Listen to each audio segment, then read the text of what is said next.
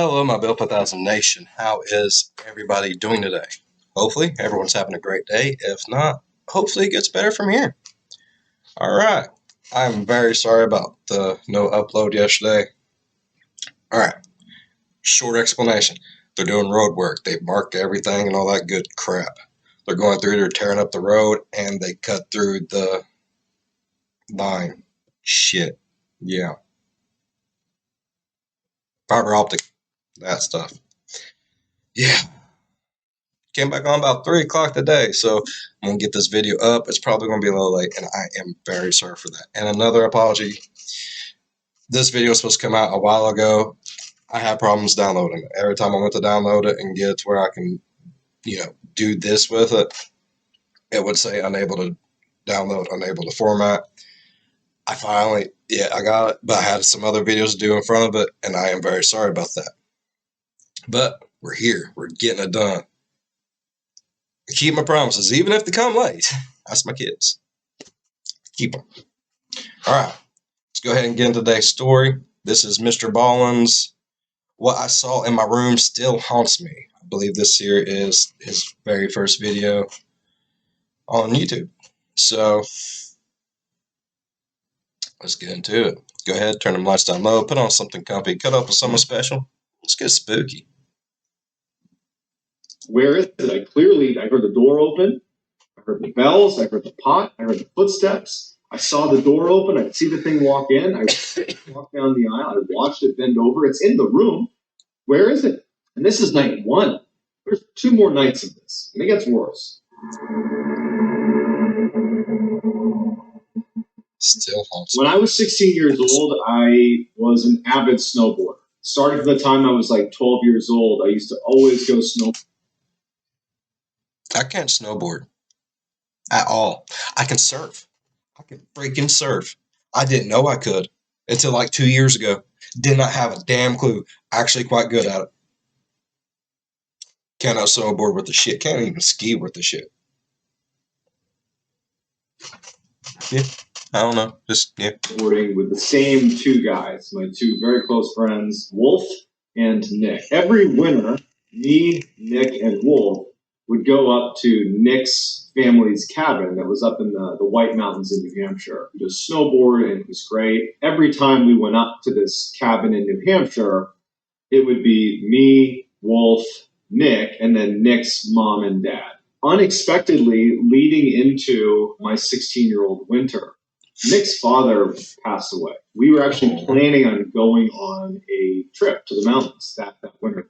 Oh. And I remember speaking to Wolf and being like, I don't know if it's even appropriate to ask about this trip, because we knew that Nick was very close to his father, and not to mention, like, every time we went on this particular trip up to the mountains, Nick's dad was always with us, and it just seemed like, how can we possibly now go on this snowboarding trip? Not only is it a low priority item, but just the dynamic is all different now. Yeah. Nick called us and was like, I understand that. Like, things that me and my grandparents used to do, they're both passed away. And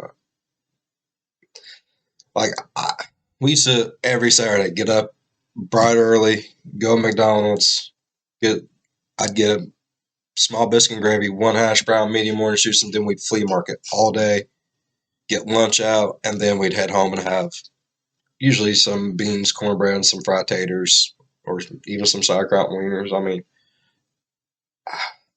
I still like going to flea markets, but it ain't got the same feel, Like, hey, so we are still going to do the snowboarding trip to the cabin in New Hampshire. And so, Wolf and I, we spoke and we're like, let's just go with it. I mean, maybe it's like, maybe they want to do something that maybe is a fond memory of their father and their husband. And so we agreed to go. So he passes away maybe a few months before we end up going up to the mountains. And so the grief was still definitely there, but also just, again, that the dynamic. Awkwardness. It was like the elephant in the room. Right? Yeah. Like, as we're driving up, we drove in the same car. Me, Wolf, Nick, and then Nick's mom was driving. It was so apparent that Nick's dad was missing, because he was always in the car with us when we drove up. Anyhow, so we make the trip up to New Hampshire, and we're planning to be up there for 3 days. So the house itself wasn't really a cabin; it was a house. It was a small house. It was on a mountain, and if you think about the way a mountain works, it's a slope. And so, in order to have a house level on a mountain, a portion of it needs to be on stilts, right? The portion that's kind of hanging off the mountain, and then the other part of the house is kind of like Hollywood style, embedded in the mountain itself. And when you drive up to the house, there's a wraparound porch that goes around the house. The majority of it is on the stilted section of the house, right? So if you're on the wraparound porch, your footsteps are going to echo. Like you can hear those footsteps because you're above the ground. When you step into the house, you nope. No. Okay. Not a fan of heights. Don't mind them. I don't mind. Get it clear. I do not mind heights. Not a fan. If there is a possibility my big ass can fall through something and die, it ain't happening. And like if I'm on one of them elevators that's on the side of the freaking building and I see everything and no, I don't want to see the ground billions of feet below me. No. No. No. Open a door. It actually opens inwardly. There were sleigh bells that were on the door, on the inside of the door. So anytime you... Plus, I'd be scared walking around in the house. I'm a fat boy. I don't walk lightly. What if I make a landslide?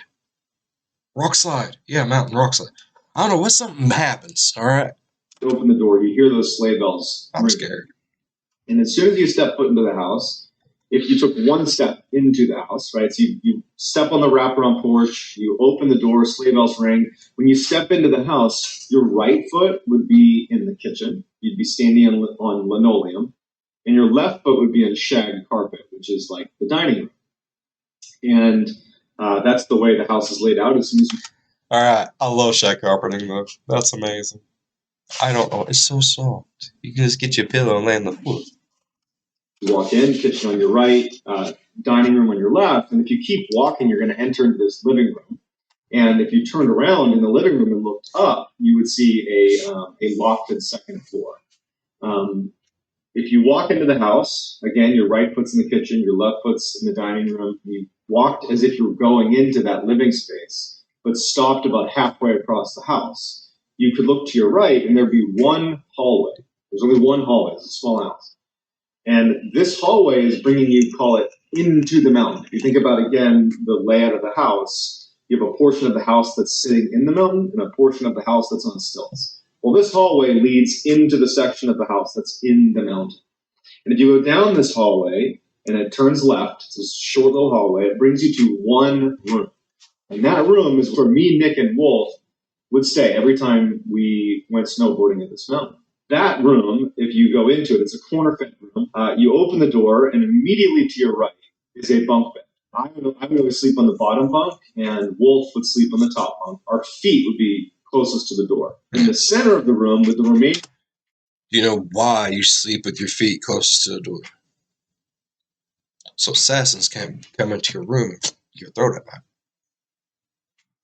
Space, because this is not a big room. There was like a queen-size bed, a slightly larger bed that sat basically in all of the free space that was left over in the room. It was sitting right in the middle of the room, and that's where Nick would sleep. So basically the room was completely packed with 3 places to sleep and really not much else. There was a very small space between the queen-size bed and the bunk bed, so you could walk between those two, but that was about it. So that layout's very important, and you'll see why. We snowboard for the day. We come back to the cabin. You'll see why. And me, Nick, and Wolf decide we're going to crash super early and get up early and have a full day of riding ahead of us because we're avid snowboarders. So we go to our room, the one that's kind of, you go down that hallway and you get to the room I just described. We planned on going to bed early, but we were excited, and so we stayed up gaming for a bit. And then maybe around like 11 or 12 o'clock at night, Nick, who again is in the queen-size bed, and Wolf was in the top bunk, they ultimately fall asleep. I was still awake, and what struck me, and it always struck me whenever I slept in this room, is when you turn off all the electronics and you're just laying in bed in this house, in particular this room, it is pitch black. There's no windows. You're in the segment of the house that's, in the mountain. It is truly pitch black. Not to mention the house itself, there weren't really any neighbors nearby because this house, Nick's family had purchased it a while ago when this used to be an active ski resort, the mountain itself that it was on. But it wasn't anymore, and most people that were living there had left and sold their property. But a few people had decided to stay, and so Nick's family was one of those. They had this cabin on an abandoned ski resort. That'd be awesome, though. Like, I'd buy it too. I didn't even know you could do that. Like, I just figured ski resort stayed in business. I don't know.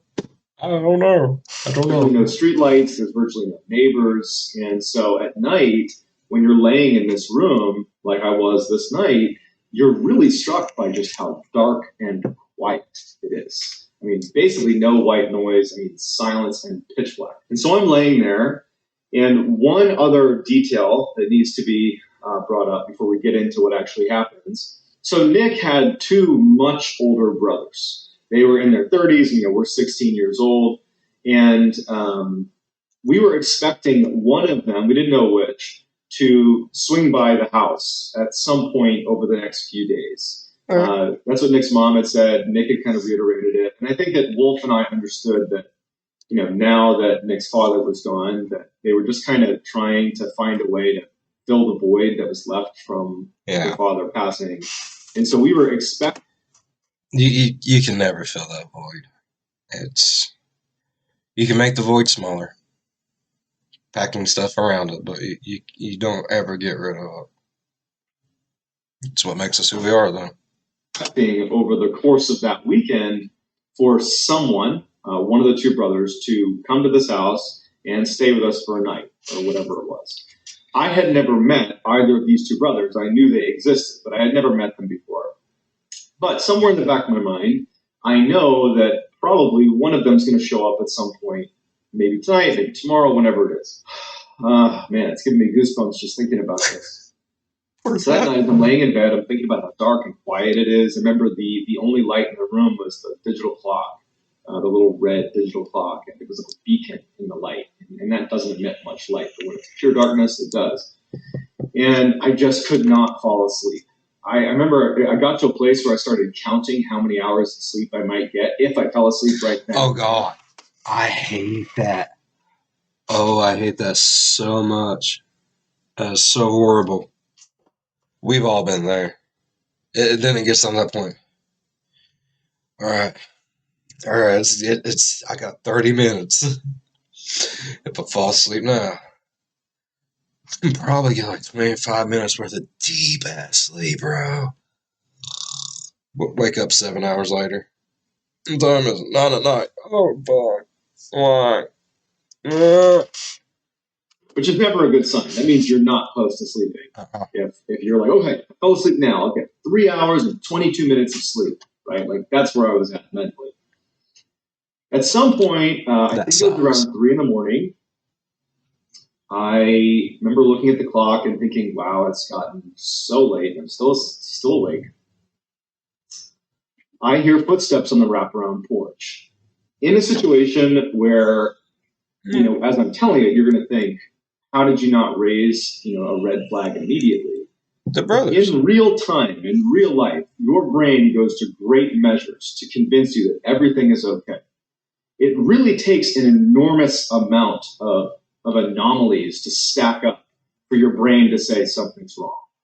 And so that's what happened in this first night. I hear footsteps on the wraparound porch, and I immediately assume, even though we're talking, it's like 3 in the morning, I just assume that it's got to be one of Nick's brothers riding to be a part of this weekend getaway. So I really actually didn't think anything of it. I actually just thought, well, when he comes in the house, if he happens to come in here to check on us, I'll just pretend to be asleep in case, he were to see that I was awake. I don't want to have a conversation with him. Number one, it's 3 in the morning. Number two, I don't know the guy. And, I'm just going to pretend to be asleep. So that's all I'm thinking about. Not worried, not scared, not anything. Footsteps on the wraparound porch. And then the door opens. And I can hear the sleigh bells that are on the door itself. I can hear those chime as the door opens. Again, no part of me is concerned about this. I'm thinking it's a little bit weird that they're arriving at 3 in the morning. But we Traffic. knew that Maybe they made better time. These weird. Maybe they're just trying to get there like 5 or 6 in the morning when they figured everyone would be getting roused up, and maybe traffic was just really good. You know, we tried to make everything logical. Work schedules where they might show up in the middle of the night, so it was just it was whatever it was. Sleigh bells ring, and then I hear what sounds like a pot, like a kitchen pot, fall and hit the linoleum floor in the kitchen. I remember just the sound stood out to me. It just seemed like this person's kind of making a bit of a commotion in the middle of the night here. Why are you doing this? And the door didn't shut, and I noticed that. I figured they were maybe bringing their stuff in, right? They're offloading some stuff. They're leaving the door open. Yeah. Ugh, this is, just thinking about this is really making me feel uncomfortable.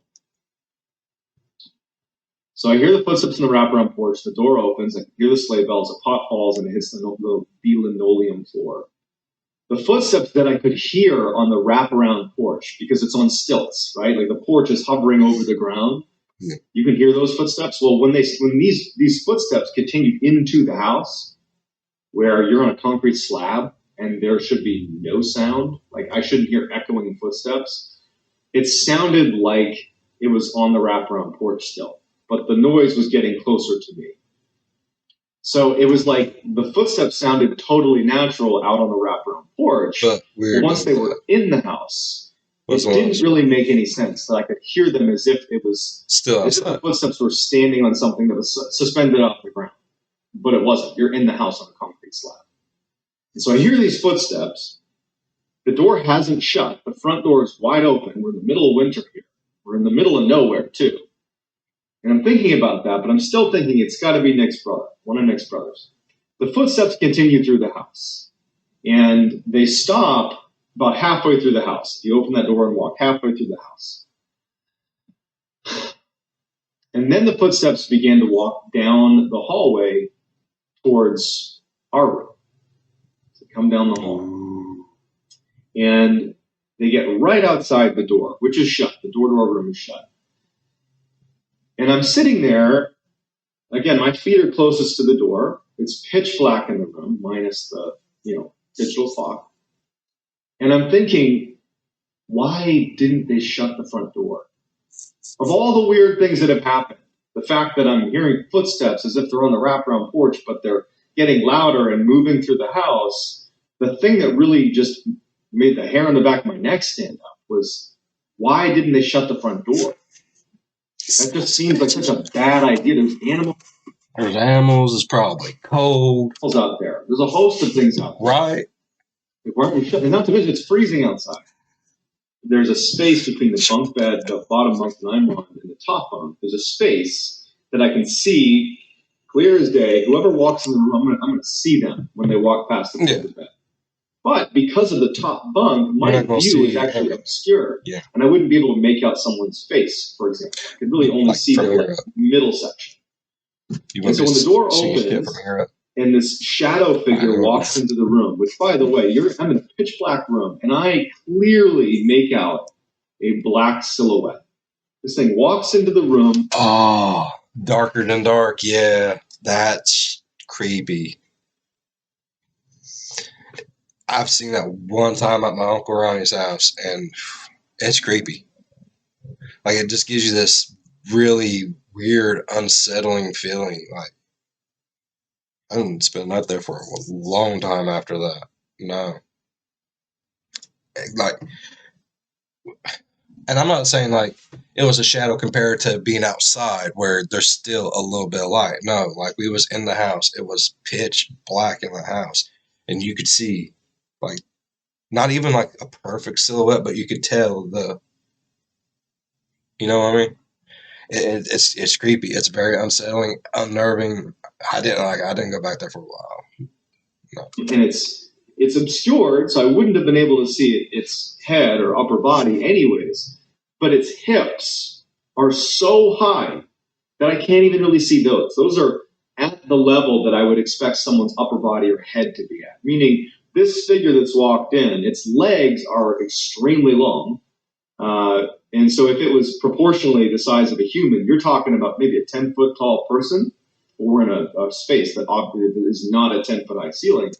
And so this thing walks in, and as soon as I see it, and I make out that black silhouette, even though it's pitch black in the room, I clearly see the silhouette that is unnaturally tall, combined with all the things that I've just thought about, mainly the door's still open.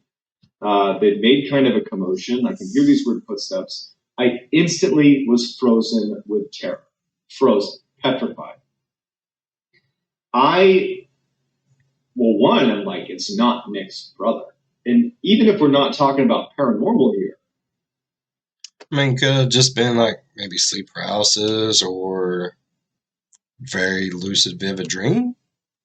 I mean, that does happen. I mean, who else has had a dream and swear up and down it was real and then wake up and be like, what the? Like, still bad? I make fun of me for what? I don't care. I'll make fun of myself. I don't give a shit. This is such a bad situation. Even if that's just some dude who's come into the house, that's a really bad situation. So no matter what. Even if it is some 10-foot tall motherfucker coming in the house, you know it's going to be bad.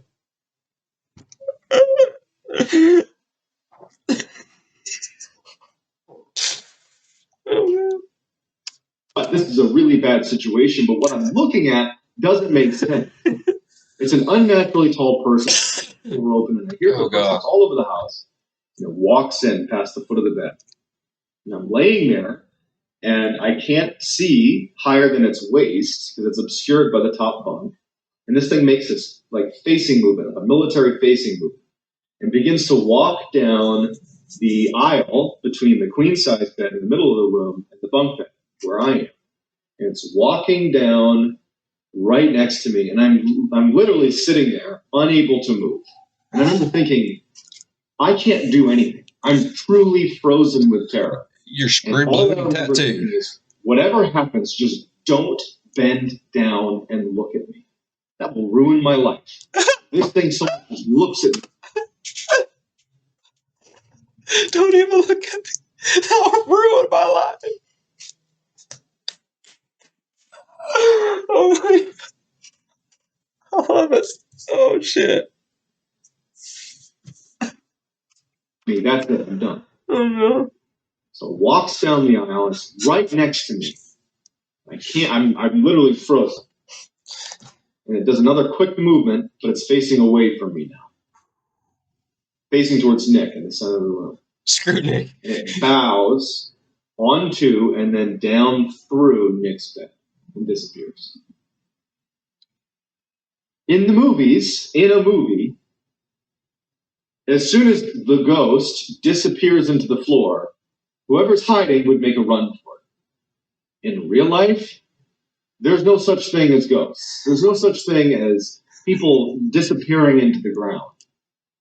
So I'm expecting this thing to just get back up again. Hey, Mr. Ballin, now, a lot of people argue with you on that there is ghosts. Got y'all's back. Don't you worry. Stick up for y'all. I believe there's something. I can't say like it's an actual ghost or maybe just like some kind of remnant or something. I believe there is, even if it's like a parallel, like, and sometimes they hit here and you can coincide with it. I don't know, but I do believe that there is sometimes like stone tape theory and stuff like that. Okay, yep. I couldn't understand that it was disappear into the bed. That's not possible. Where is it? I heard the door open. I heard the bells. I heard the pot. I heard the footsteps. I saw the door open. I see the thing walk in. I watched it walk down the aisle. I watched it bend over. It's in the room. Where is it? And for hours, all night, I laid there absolutely petrified, expecting this thing to come back up and just look at me. That was my biggest fear. Ruined his life. This thing was. I did not want it to look at me. So that was the worst. I'm laying there, frozen. I can only move my eyes all night. Finally, I hear Nick's mom out in the living room making coffee. I mean, this was probably like 5, 6 in the morning. And it was like the first time that I'm like, okay, I'm safe now. Even if it's in the room, I'm safe to just go because I can hear someone out there. I can scream. I can hear her speaking. I knew it was her. And so I go right out there. And now you got to understand that even though this was a horrible situation that I still can't really explain, I know that she has just lost her husband. And so the idea of approaching this subject, which effectively is going to turn into ghost. Oh, this is just awkward now.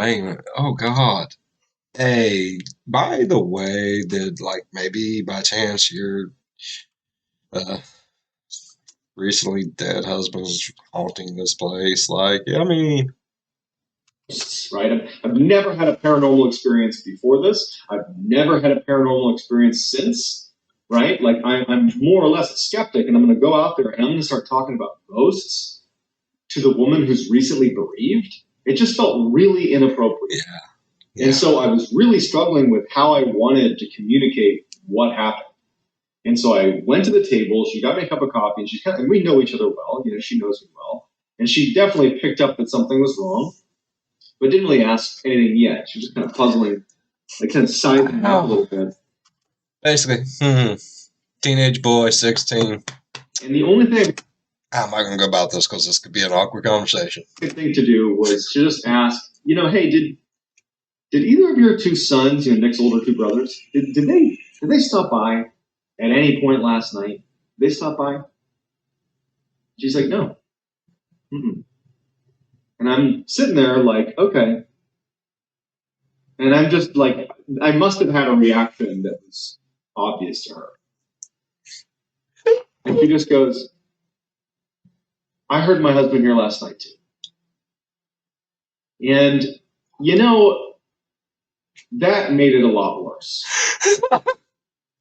Because on the one hand, you have a situation where she is confirming something that part of me hopes is a bad dream. Number two, she's now saying it's her husband. And so I intuitively assumed that she has somehow figured out what I'm stressed about that probably isn't real. And because she's grieving, she's created a story where her husband is now in the house, looking over us. I really believe that she didn't hear anything, that she just somehow understood that I had this weird trying to make you feel bad. Turned it into my husband's in the house. And I just couldn't ask any more questions at that point. I felt like sorry about that. Hit my knee on the desk. Ow. Oh. I had set her up for this awkward exchange. I felt like I've been sitting here like this for months. I think that's the first time I've ever hit my knee like that. Oh my God. Really bad that that was the discussion we were having. I also thought if that's true, I don't want to have this conversation. I really was just dumbfounded on what to do in this situation. And this is night one. There's 2 more nights of this, and it gets worse. So Nick and Wolf eventually come out of the bedroom, and they come to the dining room. And poor little Ballen. He had such a hard time. The same way I felt reserved talking to Nick's mom about what happened, I had the same feelings about Nick because it was his father. And I also just felt like that would be inappropriate. But Wolf, he's not a family member, and he's my buddy, and I kind of pulled him aside, and I kind of told him what was going on as best as I could. But I kept it kind of generic. I was like, I could have sworn I heard someone in the house last night. I could have sworn. And he's like, yeah, you probably dreamed. That's what this is. And I was like, no, I wasn't. I would have said the same thing, but look, dude, you might just been having one of them dreams where you really think everything's happening. You think it's real, but it's all good. Calm her down, I've been that guy too. I ain't gonna lie. I can't make sense. No, I ain't gotta worry about it. Can you just do me a favor? And at this point, Nick actually overheard the conversation, and I very much kind of cut ties with what I was talking about. I was like, yeah, I just thought I heard something last night. It's just me freaking myself out. And I was like, can you guys tonight, when we get back from snowboarding, can I fall asleep ahead of you That way, I'm asleep. You guys can just fall asleep after I do, and then I'll sleep through the night. No big deal. And they're like, all right, yeah, weirdo, whatever. So I'm like, all right. My big plan is I'm just going to go to bed really, really early because I didn't sleep the night before. So I'm thinking, oh, I'll fall asleep right away. Yeah. So we go out, we snowboard for the day. My mind is off of what happened, and frankly, I'm starting to convince myself that had to have been, sleep paralysis. Even though I'd never had that before, I was Googling some stuff. There's a lot of people, though, in the world that get sleep paralysis that has never had it before. It is very plausible. But 3 nights in a row is very weird. Sleep paralysis, maybe it's just a really intense dream. I would just look at it. There has to be something. Like this is Make too it logical. weird. Make it logical. It has to be something explainable. Turns out it wasn't. We get back from snowboarding, and I am immediately going to bed. Pretty much immediately. It was like maybe 6 o'clock. I was like, I'm going to bed. And I get in bed, and all I'm thinking about is what happened the night before, and I can't fall asleep. Eventually, Nick and Wolf, they come in the room, and they're trying their best to stay awake so that I can fall asleep, but it's getting later and later, and I can't fall asleep. And now I'm back to that, like, okay, if I fall asleep now, 6 hours of sleep. And they finally just said, hey, man, I'm tired of going to bed. Yeah, what you know, boy, bro, about it. About a gas. And I was so upset with myself. Like, you screwed yourself. Why didn't you just fall asleep, you dummy?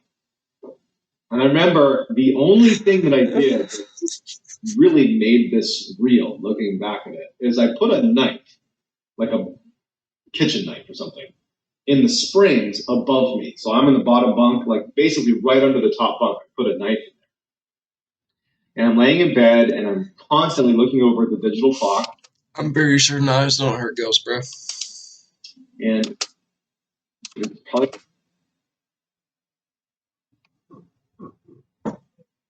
bizarre. Around 3 a.m. It was late enough that it was like, okay, this is about the time that happened last night. And my heart just sunk when I heard those footsteps on the wraparound porch again. They sounded the same as they did the night before. I was like, that has to be one of Nick's brothers. The door opens. I hear the sleigh bells. I hear the frickin' pot fall on the ground. It was like deja vu. The exact same thing is happening. And these footsteps start walking through the house. And again, referencing how movies would portray this, the person who's me in the movie is like, okay, I'm going to get this knife, and I'm going to position myself over here because I know what's going to happen. I'm going to protect myself. In real life, I'm like, this thing's going to be in my room, potentially. It happened last night. It's apparently happening again. Please, for the love of God, don't bow into me the way it bowed into the floor the night before. Don't look at me. It will ruin my life if some entity just engages with me, just looks at me. That will ruin my life. This thing walks down the hall. I love it so much. Footsteps coming down the hall. And just pretend for a second, forget the paranormal aspect. Yeah. Pretend it's the middle of the night in the middle of nowhere, and a stranger is walking around your house. That alone is horrifying. I'm shooting. I'm just saying. The footsteps come right outside the door, and I'm looking at the knife that's right underneath the bed. And I'm petrified. I cannot move. I'm drenched in sweat. Just from the few seconds that it's taken this thing to go from the door to the front of my bedroom. Because I know what's happening again. It's happening again. I'm not crazy. It's just happening again. What the F is this? And I'm petrified. I can't reach. I'm so worried about making any noise that would alert this thing that I'm here. That it's. But what if you would have made noise and it would have just disappeared? Like, huh? But yeah, that's not how movies portray it, though. Movies portray it as going like up your butt, take you over, then going to kill everyone in the house and throw yourself off the mountain. And yeah, you did right. You did right. You did a good job. I can only move my eyes. And I remember even thinking that I shouldn't move my eyes too quickly because it might hear that. It is a primal level of fear. I can't blink either. My eyes got together. Those damn eyelids. Why did they curse me? The door opens. It walks. It was right past my bed, and I'm again petrified. It walks down after making its facing movement. It walks down the aisle between me and Nick. Mm-hmm. And I remember what happened the night before, where it folded into Nick and disappeared. And I'm just thinking to myself, please don't turn and bow into me. Please, whatever happens, just don't do that. So it turns away from me and does the same thing it did the night before, folds onto Nick and disappears into the ground. But again, even though in the movies, this would be the same thing happening, night 2, it's the same routine. You'd be like, oh, the ghost is in the floor now. I can go alert the authorities because now it's safe. In real life, I'm like, where did it go? I know this happened last night, but it still doesn't make any sense. It's in the room. It has to be. This is a real thing. It came in the room. It's somewhere. Is it under my bed? Where is it? All night. I lay there. This is the second night that I've not slept. When I heard Nick's mom out in the other room, it was like such a relief. Because I didn't give a crap at this point about being polite. I wasn't going to try to, distance myself from the conversation around ghosts. I was going to go out there and be like, what's wrong with this house? And so I hear her and I go right out to the living room and I tell her everything in as acute detail as I possibly can. And as I'm telling her this, her reaction didn't line up. Her reaction was not surprise, terror, confusion. It was empathy. She felt bad for me. It was sympathy. You don't understand. I'm listening, but you just don't understand what's happening. And I'm telling her every detail I can possibly muster. And at the end of it, or towards the end, she just kind of stops me. She's like, John, I told you yesterday, and again, I heard it last night. That's just my husband. I heard him last night too. He had nothing to worry about. And I was like, no. That cannot be. That cannot be what it is. And she was like, I heard him open the door. I heard the pot fall. I heard him walk through the house. I'm assuming he went into Nick's room again with you guys. And I'm like, what is happening? You're crazy, bitch. So totally now just done. Beside myself. Done. He's done. I remember I was crying actually. During this conversation, I'm just crying. Not even tears of sadness as much as just fear. What's happening? I needed my mom. I felt so helpless. And no offense to Nick's mom, but I just felt like I was with a lunatic. How? But at the same time, she's recalling the exact same things as me. How do I put that together? I remember thinking, I need to leave. I need to get out of here. I can't be here anymore. But then I thought about how am I going to make this happen? Nick's mom and Wolf and Nick, they're not leaving today. And it was pretty clear that Nick's mom liked the fact that she, heard her husband walking around the cabin. She's not trying to leave. There's one more night that we're here, and I would have to tell my parents to drive, my mom or my dad, to drive to New Hampshire and come get me because I'm seeing ghosts. This is a trip that I loved. I looked forward to this trip every year. Yeah. It wouldn't have made any sense, and they would have been like, what's wrong with you? And I honestly was not prepared to have those conversations with my mom and dad. I was not prepared to be like, let me tell you about the ghost I saw in the past 2 days. And so I was just kind of resigned and decided to stay. In retrospect, I think I should have called my parents and been like, that's what parents are for. Get the hell up here. It doesn't matter why. Come get me. But it was such a confusing moment that I had no blueprint for how to handle. So I just stayed. Nick and Wolf finally get up. And I remember I made the decision as I'm sitting there thinking about what's happening is Nick's mom is reassuring me, about her husband being in the house. And I make the decision that I'm going to stay. Nick and Wolf come out of the room, and they come over, and Wolf pretty much immediately looks at me to get a gauge on what happened. And you can see it all over my face. I'm crying. And I told them what happened. And, Nick was always kind of stoic, and he was just unaffected. Wolf, on the other hand, was more inclined to, at a minimum, believe something was happening. He didn't know if it was a ghost or not, but he certainly understood that something's going on. And the fact that Nick's mom, as I'm explaining to Nick and Wolf what's going on, she was like reinforcing my argument. Yeah, I heard him too. I heard the door open. Yeah, I was upstairs. I heard him walk through the house. And Wolf's like, what's going on? And Nick is like, he didn't want to hear it, kind of. It probably was uncomfortable. It's about his father, or ultimately talking about his father. Before we went out snowboarding for the day, because Nick's mom would drive us and drop us off, she brought us to a local store, and we bought a coffee table because they've been looking to replace the one that was in their house. Basically, when you walk into the house, instead of turning down the hallway towards our room, if you just keep walking into the lofted area, at the foot of the stairs was a coffee table where they kept a landline phone because you're in the middle of nowhere and you got to have some way to call, and they put it right at the foot of the stairs in this little coffee table. But it had broken, or it was old, or whatever. I know that they'd wanted a new one for a long time. We went out and got it. Me, Nick, and Wolf, we go, we snowboard.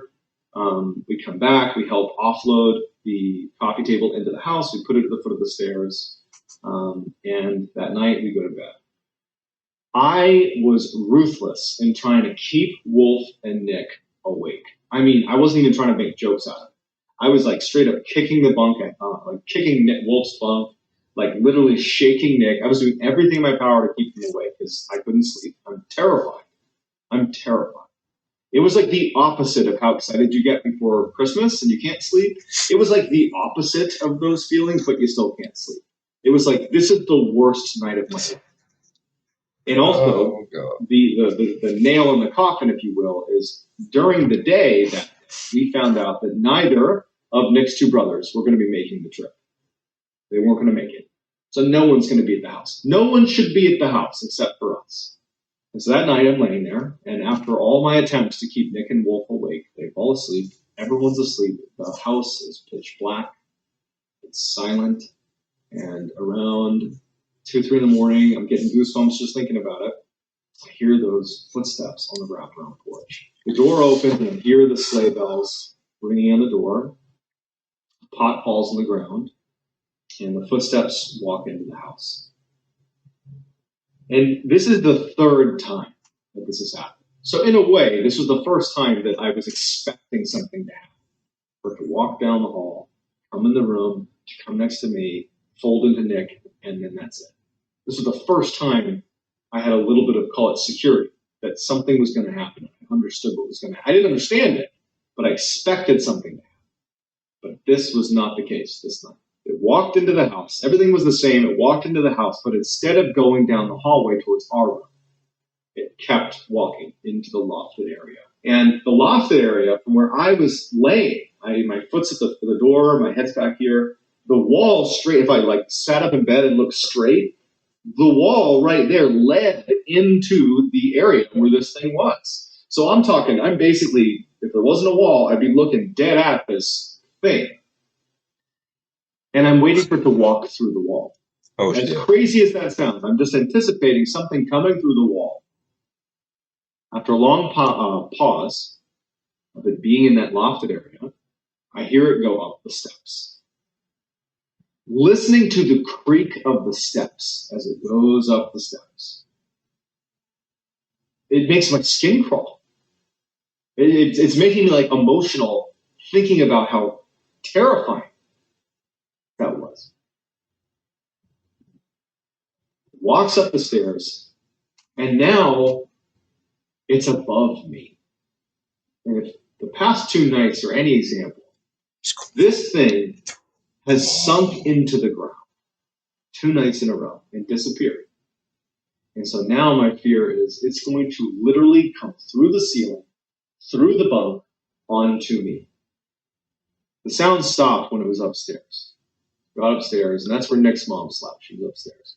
So I laid in bed, petrified once again. I got my stupid knife sitting in the underside of the bed above me, and hours and hours waiting for my literal worst nightmare to come true as some His entity life was not and ruined. goes into me, or even just if it was like onto Nick, if it came through the ceiling and out of my peripheries, I'm watching like this beast come through the ceiling and float down and into Nick. It's all these thoughts in my head that didn't make any sense. They were terrifying, but I think he freaked himself out more than the thing could. His brain goes too fast for him. Holy shit. I laid in bed and I couldn't fall asleep. I was now coming up on 3 days without sleep. So at some point that night, I did fall asleep, probably just out of sheer exhaustion. At some point in the morning, early morning, now probably like 5 in the morning, I could wake up again and I could hear Nick's mom.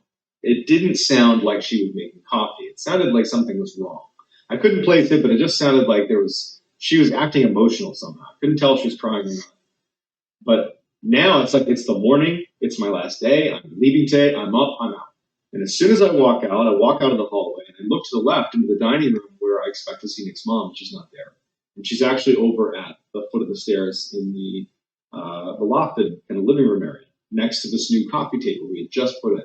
And she's standing over this coffee table at the foot of the stairs where the entity had been the night before, the one deviation from the other 2 nights. And she's crying. Come here. She points to the coffee table. And she's down on her knees looking at the table. And now I can tell she's probably crying tears of joy. Because scratched into the coffee table were the words, "I love you." I was like, I'm done. That ended my friendships with certainly Nick. Wolf to a lesser degree. But I stopped snowboarding. I didn't go back to that cabin, even though I know Wolf did the next year.